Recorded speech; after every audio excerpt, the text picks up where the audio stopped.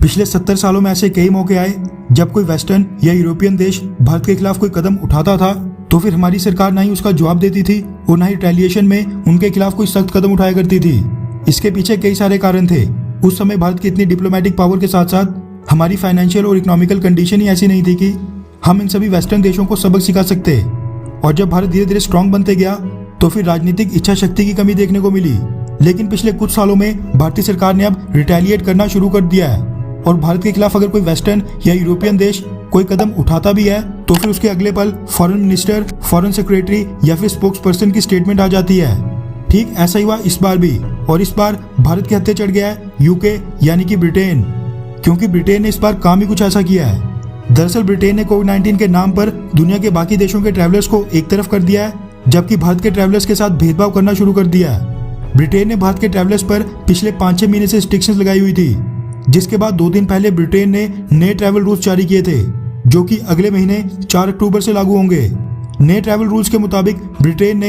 AstraZeneca vaccine से vaccinated दुनिया भर के लोगों को अपने देश में एंटर होने के लिए ग्रीन सिग्नल दे दिया है, जबकि इंडियन वैक्सीन कोविशील्ड, जो कि सेम इसी एस्ट्राजेनेका वैक्सीन का ही इंडियन वर्जन है और भारत में सेम सीरम इंस्टीट्यूट दोनों को ही मैन्युफैक्चर करता है, तब भी ब्रिटेन ने उसको ग्रीन सिग्नल देने से मना कर दिया है। ब्रिटेन के नए कोविड रूल्स के मुताबिक कोविशील्ड से वैक्सीनेटेड इंडियंस को ब्रिटेन वैक्सीनेटेड कंसीडर नहीं करेगा और अब कोविशील्ड से वैक्सीनेटेड इंडियंस को भी नेगेटिव कोविड-19 टेस्ट रिपोर्ट साथ लेनी पड़ेगी। इतना ही नहीं, उसके बाद ब्रिटेन में सभी भारतीयों को 10 दिन का क्वारंटीन पीरियड भी गुजारना पड़ेगा, जिस दौरान डे 2 और डे 8 को 2 कोविड-19 टेस्ट करवाने पड़ेंगे,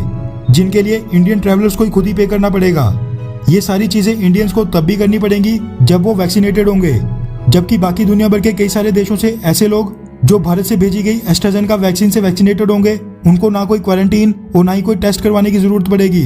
ब्रिटेन के इन्हीं नए कोविड-19 रूल्स के खिलाफ भारतीय सरकार बिल्कुल एग्रेसिव मोड में आ गई है, क्योंकि ब्रिटिश गवर्नमेंट की रिक्वेस्ट पर कुछ ही महीनों हमने पहले 5 मिलियन यानी सेम कोविशील्ड वैक्सीन के 50 लाख डोजेस ब्रिटेन को सप्लाई किए थे, जो ब्रिटेन ने अपने देश के सिटीजन्स को लगाए थे।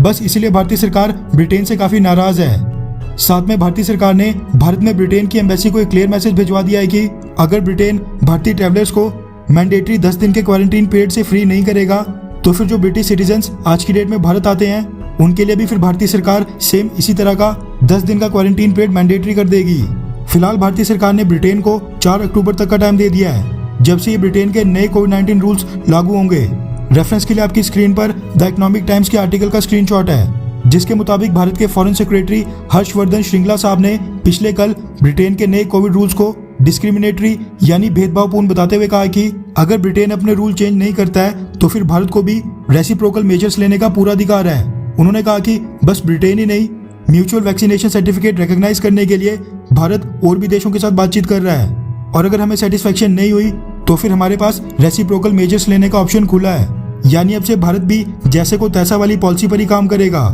जैसा सामने वाला देश भारत को ट्रीट करेगा, भारत भी सेम उसी तरीके से उसको ट्रीट करेगा।